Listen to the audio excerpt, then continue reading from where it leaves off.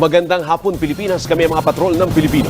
Nagbabalita at naglilingkod sa inyo saan man sa mundo. Sa ulo ng mga nagbabagang balita. Sa ngayon po, hindi rin namin talaga kakayanin yung presyo nila sinasabi. Supply ng karneng baboy at manok matumal na isang araw bago ipatupad ang price cap at ang pork at chicken holiday ng mga nagtitinda. Grupo ng magbababoy nangangambang lumala pang sitwasyon. Singil sa kuryente ngayong Pebrero, inaasahang bababa pa. Davao Region at mga karatig lalawigan niyanig ng magnitude 6.1 na lindol.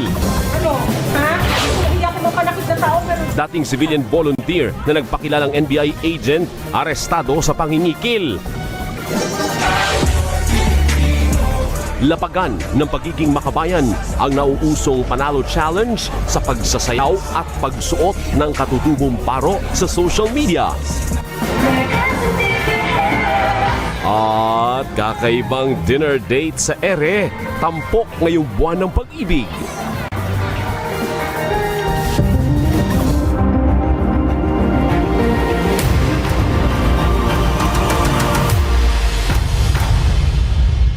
Sa pamilya, pinag-aaralan na po ng Department of Health ang efficacy o bisa ng iba pang brand ng bakuna sa COVID-19. Ito'y sa harap ng posibilidad na magkulang ang supply sa unang phase ng pagbabakuna sa bansa. Nagpapatrol, Angel Movido. Tinatayang nasa 700,000 ang target na mabakunahan sa Pasig City. Pero may ilang nagdadalawang isip pa rin hanggat hindi nila maipaliwanag ng husto kung paano ginawa ang COVID-19 vaccine at ang epekto nito sa tao. Iba muna. Kasi siyempre dadalawang isipin ako pero para sa akin okay naman yun. Hindi naman ako tutol dyan. Iintayin ko muna ang karamihan bago ako mapaturok. Dahil inoobserbahan pa yan ng iba di ba? Kamukha nung araw may namatay. Pero mataas ang kumpiyansa ng mga frontliner gaya ni Nurse Angelique at ng 84 anyos na si Lola Irene. Kapwa sila pasok sa priority list ng gobyerno. I do have that much confidence with our government. Hindi naman nila pipiliin na unahin ng mga frontliners if they have any doubt with the vaccines. Lahat ng mga may mga side effects yun, di ba? Pero most probably maraming mga benefits naman na maidudulong sa atin yun. Kaya maganda talagang magkaroon tayo ng vaccine. Suportado ng mga eksperto ang benepisyo ng COVID-19 vaccine kahit may naitatalang mga bagong variant ng coronavirus. The extent of the mutation of the virus does not make the vaccine ineffective. It may just be affected very slightly, but still overall, it's still a good vaccine to prevent the development of coronavirus infection. Tiniyak din ng DOH na walang binibiling bakuna ang gobyerno na makakasama sa kalusugan ng publiko. Magiging mabusisi rin sila sa profiling at screening process ng lahat na nakalistang tatanggap ng bakuna. Kailangan ma-assess muna po natin sila and we will be able to say that they can receive the vaccine based on the assessment. Ibig sabihin, wala pong ibang makakahadlang na may kondisyon sila and they can receive the vaccine at wala pong tayong nakikitang adverse reaction o pangit na mangyayari sa kanya. Ayon kay Vaccine Czar Secretary Carlito Galvez, 50 hanggang 70 milyong Pilipino ang target na mabakunahan hanggang Disyembre. Tiniyak ni Galvez na aayusin din ang data integration sa mga LGU at pribadong sektor para hindi madoble ang pagbibigay ng mga bakuna. Angel Movido, ABS-CBN News. Suportado ng Simbahang Katolika ang bakuna sa COVID-19. Sa gitna naman ng agam-agam ng ilang Pilipino na magpabakuna, ipinaalala ng isang pari ang mga dapat isaalang-alang sa pagdidesisyon kung magpapabakuna o hindi. Nagpapatrol, Isay Reyes. Nauna nang sinabi ng simbahan na bukas ang pasilidad ng mga parokya kung kakailanganin ng lokal na pamahalaan ng dagdag na lugar para sa malawakang pagbabakuna sa COVID-19. Nauna na ring sinabi ni Manila Archdiocese Apostolic Administrator Bishop Broderick Pabilio na handa ang mga tao ng simbahan na tumulong magbantay sa pila ng mga magpapabakuna. Noong nakaraang Martes, pinag-usapan ni Manila Mayor Isko Moreno at Bishop Pabilio ang pagpapagamit ng ilang pasilidad ng simbahan sa lungsod. Ang simbahan po may mga spaces kami, may mga lugar sa simbahan, sa mga gym, sa tabi ng school na pwedeng gamitin po para sa vaccination.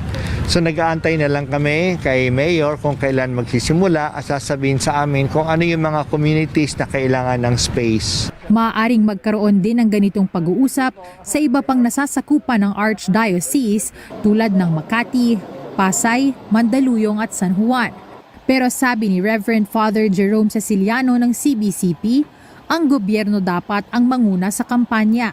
It's the LGU who should approach the church regarding that one. Basta ang alam lang ngayon ng gobyerno, handa kami na magbigay ng aming mga facilities. Kung merong available na facility, lugar, gymnasium, hall, or whatever, ipapahiram namin para magamit na vaccination site. Hindi naman aniya sila eksperto sa larangan ng medisina, pero kung simbahan ang tatanungin, pabor sila sa bakuna. Katunayan na kumpleto na ni na Pope Francis at Pope Emeritus Benedict XVI ang 2 dose ng bakuna sa COVID. Pero nasa tao pa rin ang desisyon. Hindi pa rin ako magpabakuna. Kasi marami na akong naririnig dyan eh. Di po ako sure eh. Pababakuna pero second batch nga. Para sigurado kung sakasakali mayroong sila ang mauna. Magpapabakuna po. Nang gusto naming sabihin lang bilang simbahan na magpa-vaccinate kayo kasi kailangan natin yung bilang proteksyon. But at the end of the day, okay, kung gusto niyo magpa-vaccinate, sige. Ay, hindi naman ito perasahan. Sa kanyang homily sa Christ the King Missionary Parish sa Quezon City ngayong linggo, hinimok ni Father Jerry Orbos ang lahat na isaalang-alang ang 2 bagay sa pagpapasya kung magpapabakuna o hindi. Number 1, for your own safety, yes, and for the safety of others. Para hindi, kasi mga iba, okay naman ako, Father. Yeah, okay ka, pero bakit maging carrier ka naman? Di ba? You're thinking of yourself. How about others? That means move aside. Humility is the key. Isay Reyes, ABS-CBN News. If you have... Nakapagtala ng halos 1,800 dagdag na kaso ng COVID-19. Pero 8 laboratorio ang hindi nakapagsumite ng kanilang datos. Umakyat na sa higit 537,000 ang total COVID cases ng Pilipinas. Marami naman ang naitalang gumaling sa pamamagitan ng Oplan Recovery na higit 11,000. Kaya halos kalahating milyon na ang gumaling sa COVID-19. 70 naman ang dagdag sa nasawi o kabuang 11,179 COVID deaths. Pinaghahandaan ng iba-ibang sektor sa Iligan at Marawi City ang malawakang pagbabakuna kontra COVID-19. Pero gusto ng grupo ng mga Muslim scholar at imam sa Marawi City na ipagpaliban ang pagbabakuna hanggat hindi pa nasisigurong halal o pinapayagan sa Islamic law ang mga bakuna sa COVID-19. Nagpapatrol, Roxanne Arevalo. Senior na si Mang Esmeraldo Tinoy at bawal sanang lumabas ng bahay dahil kabilang siya sa vulnerable sector na madaling dapuan ng COVID-19. Pero napipilitan siyang mamasada ng tricycle dahil ito lang ang ikinabubuhay ng kanyang pamilya. Sa kabila nito, ayaw niyang magpabakuna. Sabi niya hihintayin niyang maunang bakunahan ang iba. Isa si Mang Esmeraldo sa prioridad na bakunahan ng City Health Office pero malaking hamon ang pagpapaunawa sa gaya niya sa kahalagahan ng pagbabakuna. Nasa 15,000 ang indigent senior citizen ng lungsod, kaya humingi na ng tulong ang City Health Office sa local media para sa malawak na pagbabahagi ng impormasyon. Pero pinuproblema rin ng City Health Office ang paglalagakan ng vaccines. Wala kasing cold storage sa lungsod. Kaya balak ng LGU na bumili ng refrigerator at ilagay ito sa City Hospital kung saan may generator set. Mula sa City Hospital dadalhin sa ibang mga ospital at designated vaccination area para hindi na kailangang ibiyahe ng malayo ang vaccines. Hinahanapan din ang paraan ng lokal na pamahalaan na punan ang kakulangan ng mga doktor at medical teams. Ayon kay Acting City Health Officer Dr. Belinda Lim, target nilang mabakunahan ang 95% sa priority groups. Sa Marawi City naman nananawagan ang mga reliyosong leader na ipagpaliban ang pagbabakuna hanggat hindi pa nasisigurong halal o walang halo ang vaccine na bawal sa kanilang paniniwala. We could not stand firmly na ma-endorso namin sa kamusliman kung hindi namin ma-prove na ito ay consumable. It means to say halal. Islam respect precaution. Nakikita naman ni Mindanao State University Institute of Peace and Development in Mindanao Director Dr. Akram Latif na makakatulong sa pagkumbinsi sa mga residente na magpabakuna ang pagbibigay ng insentibo. Roxana Revalo, ABS-CBN News. Lumabas sa isang pag-aaral sa South Africa na mababa ang efficacy o bisa ng COVID vaccine na AstraZeneca sa South African variant ng COVID-19. Limitado lang umano ang proteksyon ng vaccine laban sa mild symptoms na dulot ng South African variant ng COVID. Ayon naman sa nagapagsalita ng AstraZeneca, nagsimula na silang iangkop ang bakuna laban sa nasabing variant ng COVID-19 na dadaan sa advanced clinical development para agad na ma-deliver sakaling kakailanganin. Sa Bolivia, napuno na ang mga punerarya at mga sementeryo na mga bangkay ng namatay sa COVID-19. Pinakamatinding tinamaan ng second wave ng COVID ang kabisera ng La Paz. Marami umano sa mga punerarya ang hindi na tumatanggap ng mga patay. Ang Bolivia ay isa sa pinakamahirap na bansa sa South America, kaya matinding dagok sa kanilang healthcare system ang pandemya. Nasa mahigit 10,000 ang naitalang patay doon. Sa katapusan ng Pebrero, inaasahang darating doon ang bakunang Sputnik V mula Russia. Ginunita ng mga taga-Wuhan, China ang anibersaryo ng pagkamatay ng tinuguriang Dr. Whistleblower na siyang nagbabala sa nakamamatay na coronavirus. Matatanda ang sinaway ni Li Wenliang na mga otoridad sa Wuhan dahil umano sa pagpapakalat niya ng maling impormasyon tungkol sa sakit. Itinuturing ng marami sa Wuhan si Li Wenliang bilang bayani ng China sa laban sa COVID-19. Pero ikinalungkot nila na hindi siya napasama sa mga binigyan ng pagkilala ni Chinese President Xi Jinping noong isang taon. Nangangamba ang grupo ng mga magbababoy na lalala pa ang problema sa supply at presyo ng karne hanggang sa susunod na taon. Ito'y kung ang pagpapatupad lang ng price ceiling ang sagot ng gobyerno habang wala namang solusyon sa African swine fever. Umaalma rin ang ilang tindera dahil luging-lugi umano sila sa price ceiling na nakatakdang ipatupad simula bukas. Nagpapatrol, Bianca Dava. Kakaunti na lang ang mga bukas na stall na nagtitinda ng karneng baboy sa Blumentritt Market sa Maynila linggo ng umaga. Sabi ni Carol, kakaunti na lang kasi ang dumarating mula sa mga supplier. Laging kulang ang ng mga biyero sa amin, ang supply. Hindi na ibibigay lahat yung mga order namin. Panay-reklamo nga po sila Kahit yung mga sinusupplyan namin ng mga restaurant. Sa ngayon, 350 pesos kada kilo ang liempo at 300 pesos naman ang kasim at pige na binibenta ng tinderang si Maylene batay sa binibili niya sa mga supplier at iba pa. Problema niya ngayon ang mas mababang itinatakdang price ceiling ng gobyerno dahil sobrang lugi sila sa 300 pesos kada kilo ng liempo at 270 pesos kada kilo ng kasim at pige. May itinakda ring maximum price na 160 pesos sa kada kilo ng manok. Kung kaya naman po na may handle nila ang presyo sa tamang price, pwede naman. Kaya lang sa ngayon po, hindi rin naman talaga kakayanin yung presyo nila sinasabi. Di na rin kaya ng ilang mamimili ang sobrang mahal na bilihin, kaya naghanap muna sila ng alternatibo sa karneng baboy. Ano na lang, baka na lang, manok, gulay. Hindi kaya ng mga ordinaryong tao na at least yung mga walang trabaho ngayon. Hindi nila kaya ang presyo, very high.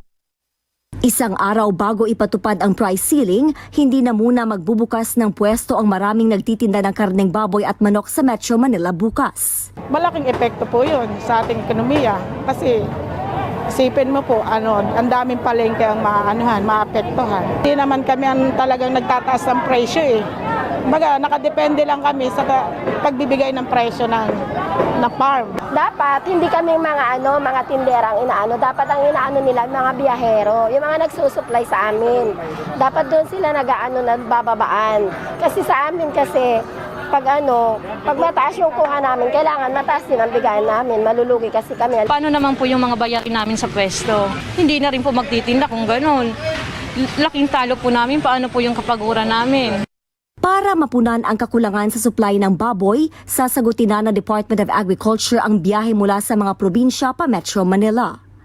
Nitong Sabado, nanguna mismo si Agriculture Secretary William Dar sa pag-send off ng higit 100 baboy mula Soc-Sargen pa NCR. Nakikipag-ugnayan na rin ang DA sa mga hog raiser mula Batangas at Iloilo. Kaya nga kinakausap na dito para mas mura yung halaga ng baboy na darating sa kanila ngayon. Kami po ay i-connect namin sila sa mga baboy na mabibili na mura.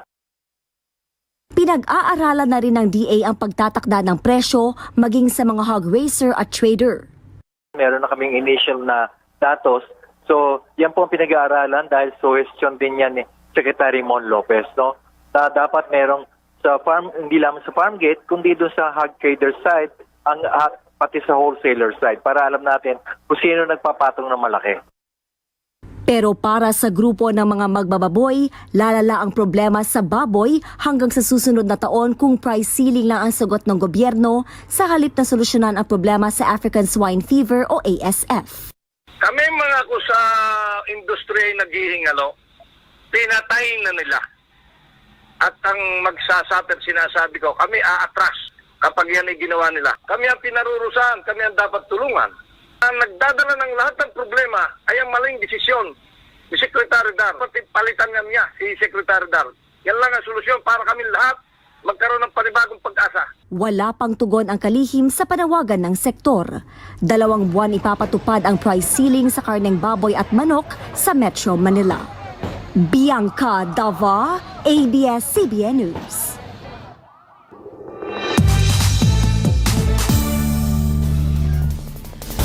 Grande ang 26th anniversary celebration ng longest-running musical variety show na Asap Natin To.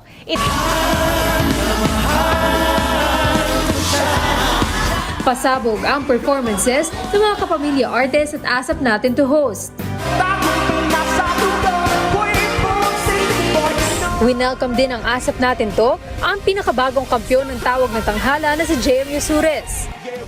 Sabay din sa anibersaryo ng ASAP ang celebration ng birthday ni Martin Rivera.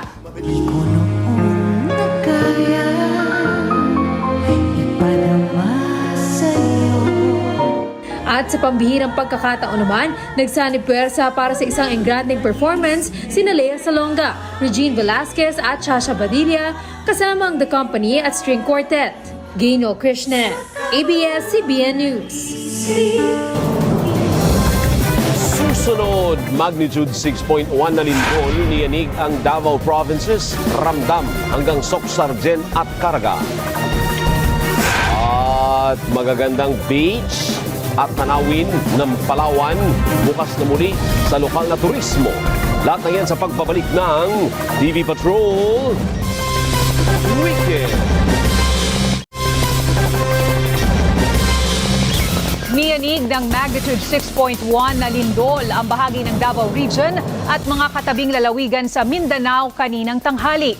Naitala ng PHIVOLCS ang epicenter ng lindol sa bahagi ng Magsaysay sa Davao del Sur. Ramdam ang pagyanig maging sa bahagi ng Soc-Sargen at maging sa bahagi ng Northern Mindanao at Caraga. Navideohan ng Municipal Information Officer ng Magsaysay, Davao del Sur na si Anthony Aliada ang paggalaw ng mga gamit at pader dahil sa lindol. Nakuna ni Mary Rose Godmaling ang paglabasa ng mga tao sa mall sa Coronadal City sa South Cotabato. Navideohan din ni Jake Tangaro ang pagtakbuhan ng mga tao nang maramdaman ng lindol sa Gensan. Nakunan din ng CCTV ang paggalaw ng tubig sa mini pool sa Gensan. Nagtamo rin ng pinsala ang bahay ni Mea Montecalvo Gonzales sa San Vicente, Makilala, Cotabato dahil sa lindol. Nagkaroon din ng bitak sa pader ang isang mall sa Digos City. Dati na rin itong naapektuhan noong 2019 na lindol. Sa kuhang video ni Major Rodolfo Cordero, kita ang paggalaw ng mga ibinebenta sa tindahan ng isang mall sa Cagayan de Oro City. Ayon sa PHIVOLCS, asahan ang pinsala at aftershocks.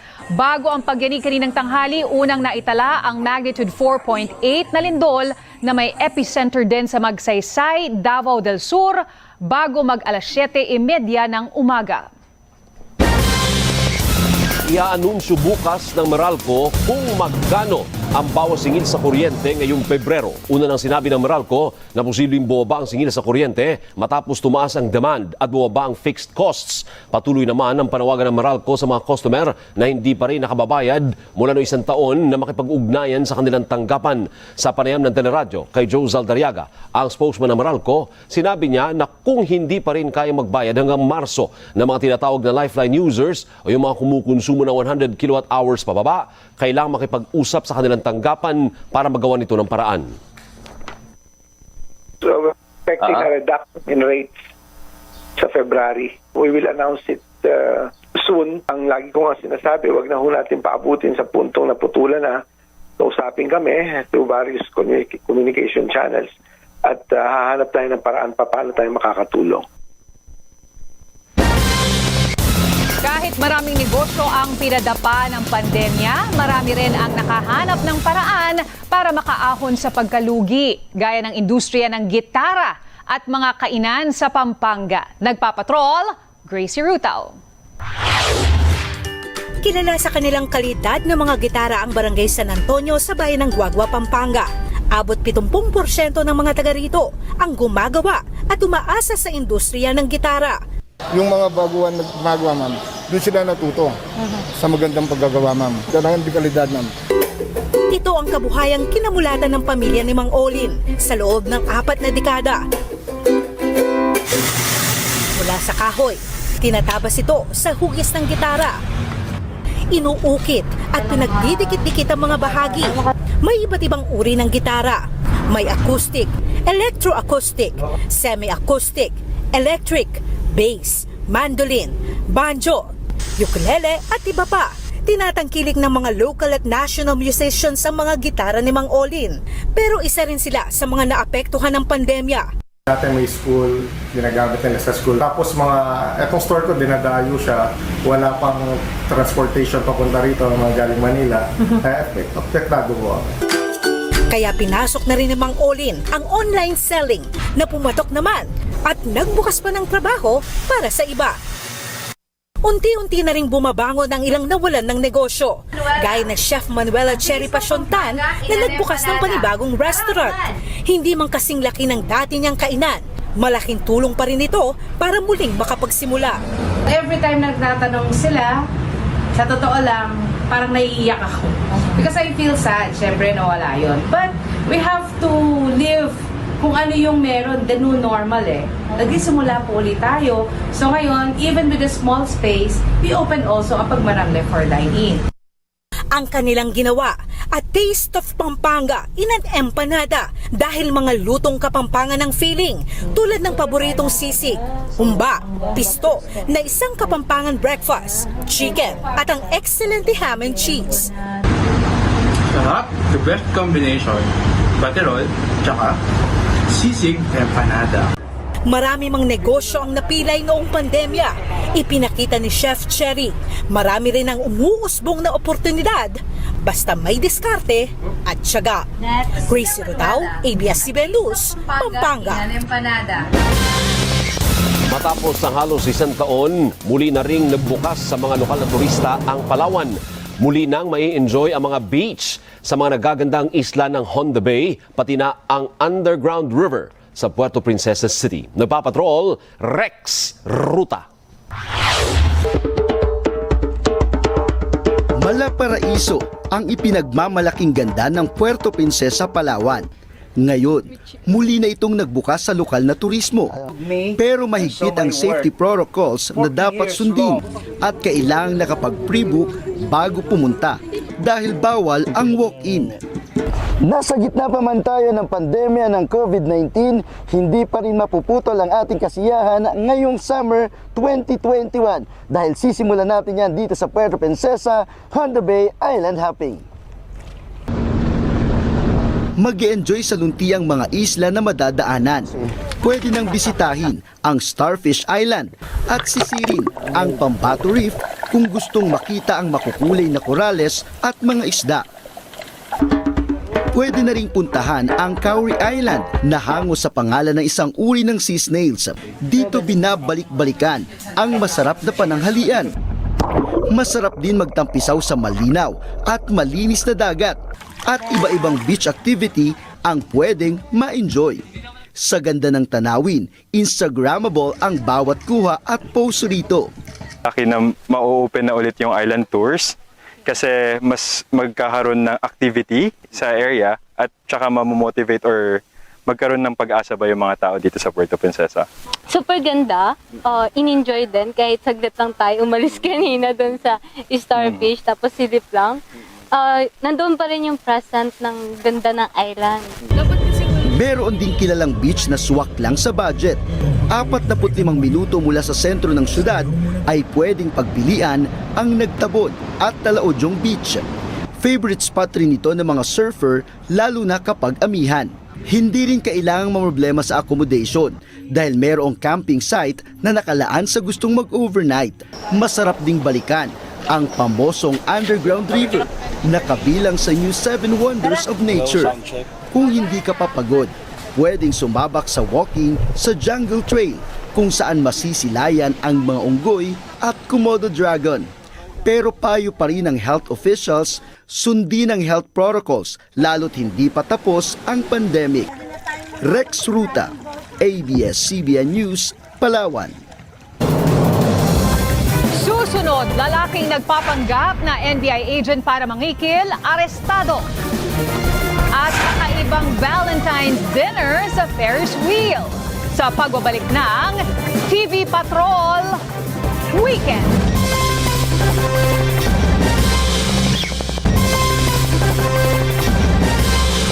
Arestado ng NBI Special Action Unit ang isa nilang dating civilian volunteer na nagpapakilalang NBI agent.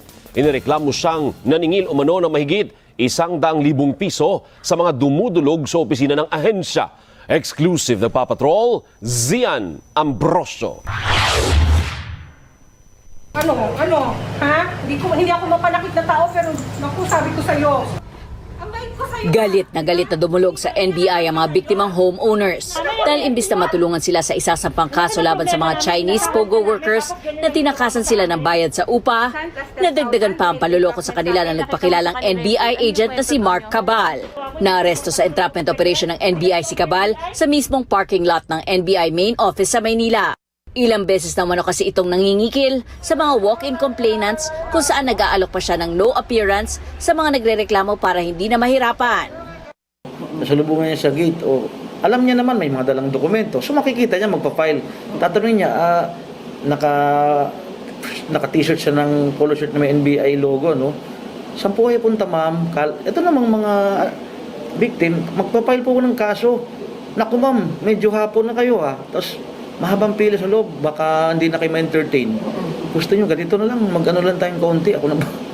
Napabilib pa ang isa sa kanya mga biktima dahil nakikita niyang tila kakilala nito mga NBI agents at kinakausap. Yun pala, dati siyang utusan o tagabili ng pagkain ng mga operatiba. Pumapasok-pasok po talaga siya sa pintuan ng South Division. Tapos, may pinakita pa po siya sa aming video na yun daw po yung naging raid po nila. Ang isa pang biktima, sinabihang di siya makakakuha ng NBI clearance dahil may dalawa umano itong mabibigat na kaso. Pinamalita niya sa buong community na drug lord at saka pimp ako, nabugaw ako. Which is lahat yun walang katotohanan.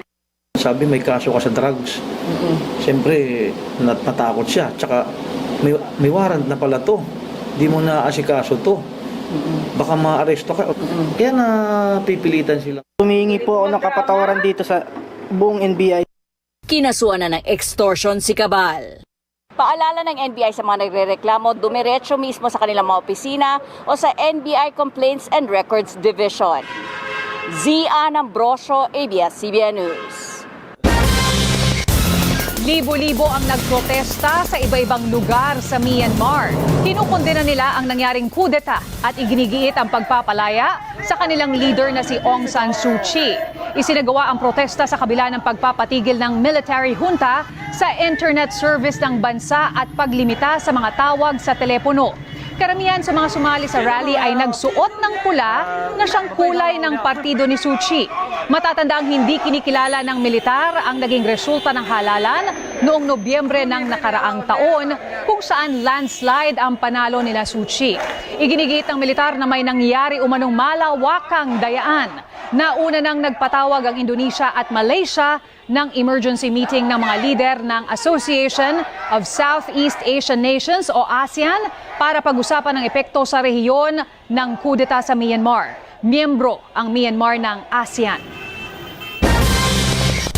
Mga wala pang regalo ito bouquet na, ulam pa. Yan po ang handog ng isang florist mula Baguio City para sa Valentine's Day. Imbis na bulaklak, ang sangkap sa pinikpikan. Ang laman po ng bouquet na gawa ng florist na si Anthonius Paulite. Mayroon itong 1 kilo ng 4 days na manok, sayote, bawang, luya, sibuyas, tunsoy at etag. Aabot sa 8 kilo ang bigat nito na nagkakahalaga ng 2,500 pesos. Bukod dyan, meron din siyang malaking bouquet. So maliit pa pala yun, na may 6 na talampakan ng taas at may 200 klase ng bulaklak. Umaabot po ng 20 kilo. Ang bigat nun Yung bigat po na nagkakahalaga naman ng 15,000 pesos. Kapag Valentine's po ay naglalabasan ng iba-ibang pakulo para maging romantic at memorable ang date sa araw ng mga puso. Suwak dyan ang alok ng isang theme park sa Laguna na ang pag-gimmick, dinner date in the sky. Nagpapatrol, Dennis Dato. Literal na love is in the air dahil ang inyong Valentine's dinner date hindi sa restaurant kundi sa Ferris wheel. Hindi lang basta dinner in the sky ang alok ng sikat na theme park sa Santa Rosa City, Laguna, kundi Korean drama o K-drama rin ang tema. Ang gondola ng Ferris wheel nilagyan ng lamesa at ang mga pagkain Korean-inspired. Pati taga-silbi nakasuot ng hanbok, pati mga awiting pinapatugtog hango rin sa mga Korean drama.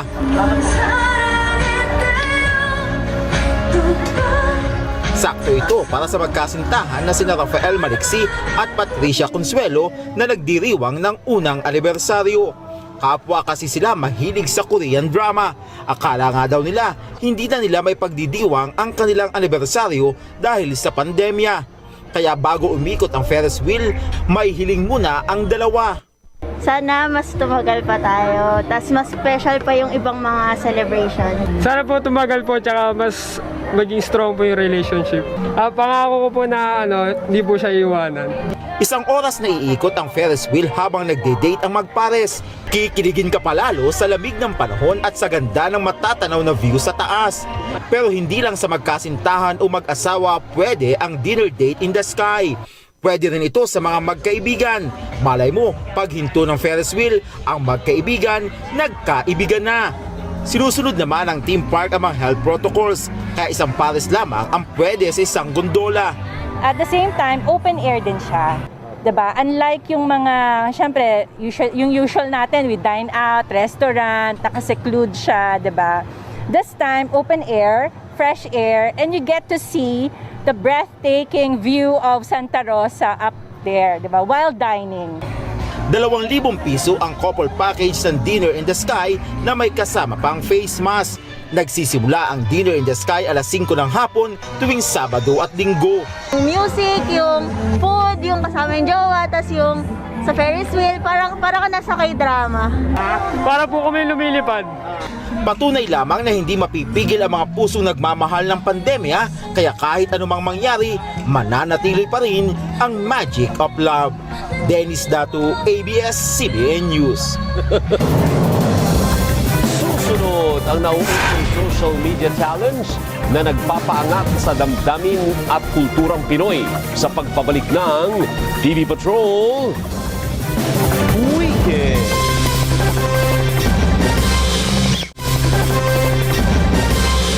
Lumahok ang ilang mamamahayag at press freedom advocates sa inilunsad na Bike for Press Freedom sa Quezon City kanina. Nauna rito, idinaos ang konsyertong Himigsikan sa University of the Philippines laban sa umano'y pag-atake sa universidad. Nagpapatrol, Weng Hidalgo. Prinsipyo, pamumuhay at academic freedom ng paaralan. Yan ang mga patuloy na ipinaglalaban at pinoprotektahan ng UP community. Kaya inilunsad ang Defend UP Network sa isang konsyerto na tinawag nilang Himigsikan. Ayon kay UP Student Regent Rene Luisco, pagpapakita ito ng pagkakaisa ng UP community laban sa pag-atake sa kanila ng mismong pamahalaan. Nakaraang linggo ay paulit-ulit nga po yung mga series na banta at atake laban sa UP at sa mamamayang Pilipino. Muling narinig ang mga makabayang awit para ipanawagan ang pagdepensa sa UP at pagbasura ng anti-terror law. Hindi po tayo mananatiling silence sa ganitong klaseng mga responses sa atin. Todo support ang ilang kilalang UP alumni sa ibinahagi nilang mensahe online. Huwag tayong mawawalan ng pag-asa sa kabila ng mga problema. Pupulot tayo ng lakas sa bawat isa. Ang sabi nga nila, yung takot nakakahawa, ngunit yung tapang nakakahawa rin. Lalaban kami kahit kami ay natatakot. Mabuhay ang UP. Pumadyak naman na mahigit 100 ng mamamahayag at press freedom advocates bilang suporta sa malayang pamamahayag sa bansa. Ang idinaos nilang Bike for Press Freedom ay panawagan din para sa pagpapalaya ng ilang mamamahayag gaya ni Frenchie May Cumbio at Lady Ann Salem na inaresto dahil umano sa illegal possession of firearms. Ibinasura ng Mandaluyong Regional Trial Court ang kasong illegal possession of firearms and explosive kay Salem at kasamahan nito. Inaasahang palalayain sila sa darating na linggo. Weng Hidalgo, ABS-CBN News. Nagpulong ang ilang opisyal ng University of the Philippines, Department of Interior and Local Government at Philippine National Police sa Quezon City, Sabado ng gabi. Sumentro ang kanilang pag-uusap sa kasunduan ng UP at DILG noong 1992 kaugnay sa regulasyon sa pagpasok ng unipormadong personnel sa loob ng campus. Nagkasundo ang mga partido na bumuo ng Technical Working Group para muling pag-aralan ang nasabing kasunduan. Magpapasya ang UP, DILG at PNP kung kailangan amyendahan ang ilang probisyon nito o gagawa na lang ng isang bagong kasunduan. Nauna nang nagkausap ang mga opisyal ng UP, Department of National Defense at Armed Forces of the Philippines noong isang linggo tungkol naman sa UP-DND Accord.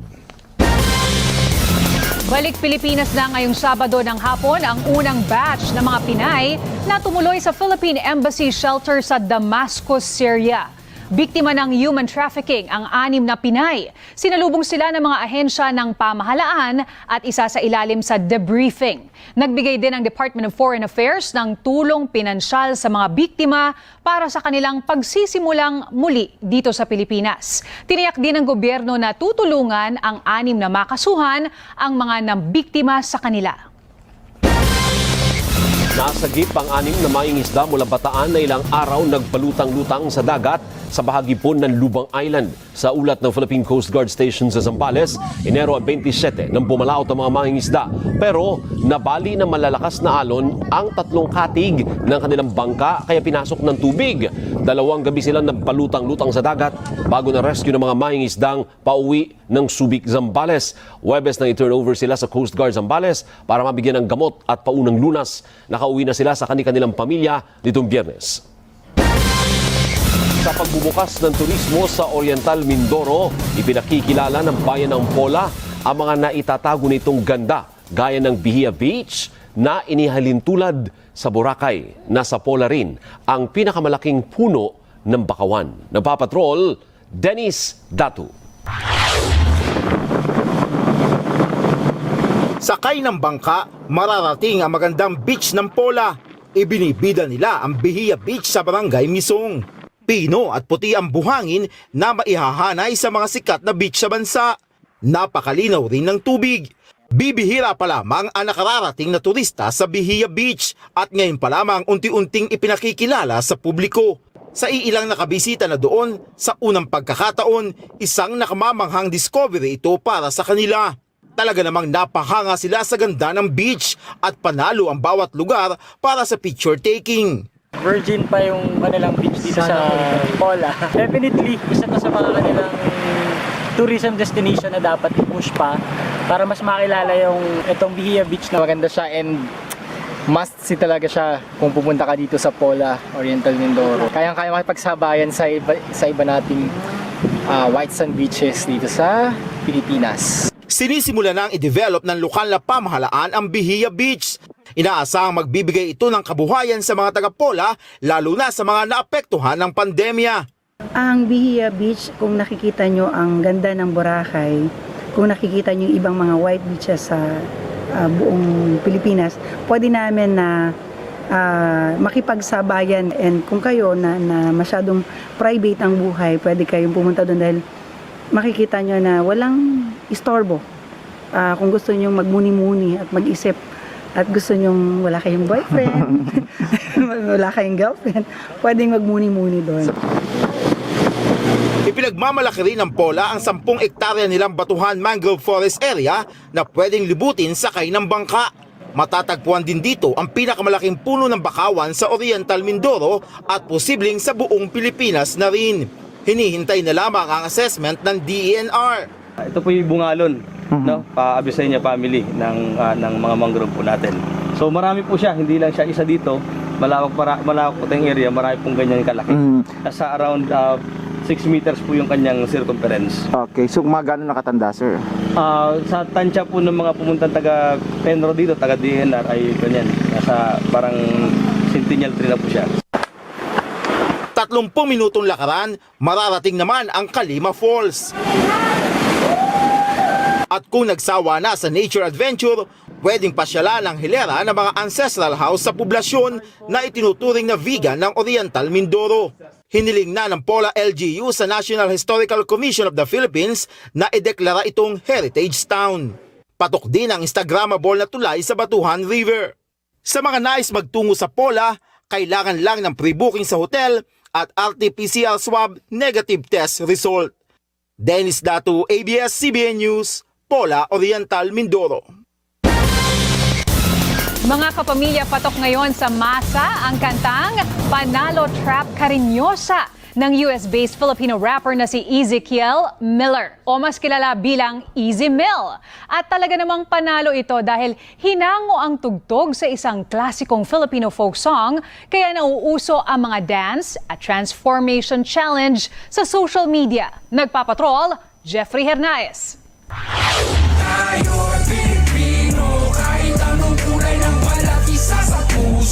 Isa ka rin ba sa mga na-LSS sa awit na ito ng Filipino rapper na si Easy Mill?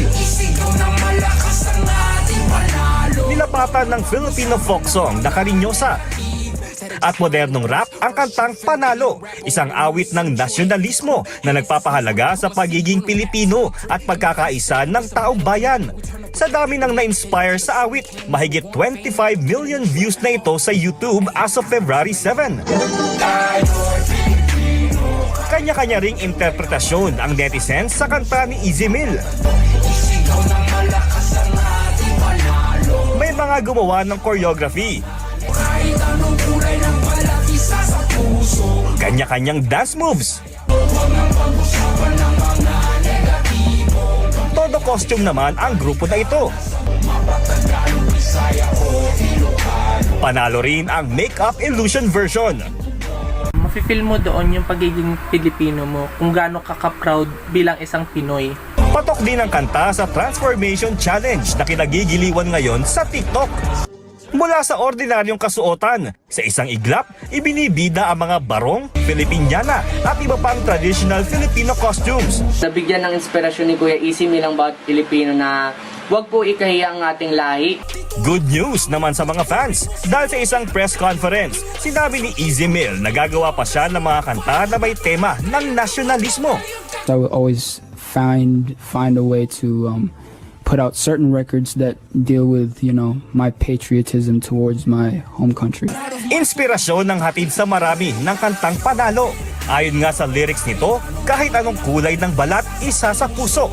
Isisigaw ng malakas ang ating panalo.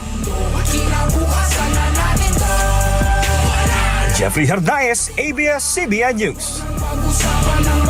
Ano ang title? Something to be, title? Panalo. Something to be proud of. No? Nasa Amerika po yun, pero yung kanyang pagiging Pilipino, nandun pa rin. At ngayon, ang ini-impluwensyahan ay mga millennials, mga bata. Pero baliktad pa kung sino yung nasa US, siya yung nag-i-impluwensya sa mga nasa Pilipinas para maging makabayan. Pero ayan mo, pwede pa rin. Pwede na rin. Pwede pa rin, Kasi sa of social course. media ngayon, dahil sa internet, parang nasa kabilang bahay lang naman siya. Totoo. At saka yun nga, nabubuhay yung mga Filipino folk song. Ganda yan. Na may Mabuhay modern ka. twist. Mabuhay ka. Ang pangalan? Easy Mill. Easy Mill. Mabuhay ka. Alright. Thank you. Congrats sa iyong patok na song. At yan ang mga balitang nakalap sa aming tuloy-tuloy na pagpapatrol. Patuloy kaming maglilingkod, mga kapamilya. Worldwide ang balitaan natin. Mapapanood nyo na ang TV Patrol Live at On Demand saan man sa mundo, sa social media, sa cable, pati na sa I Want TFC. Maraming salamat at magandang gabi, kapamilya.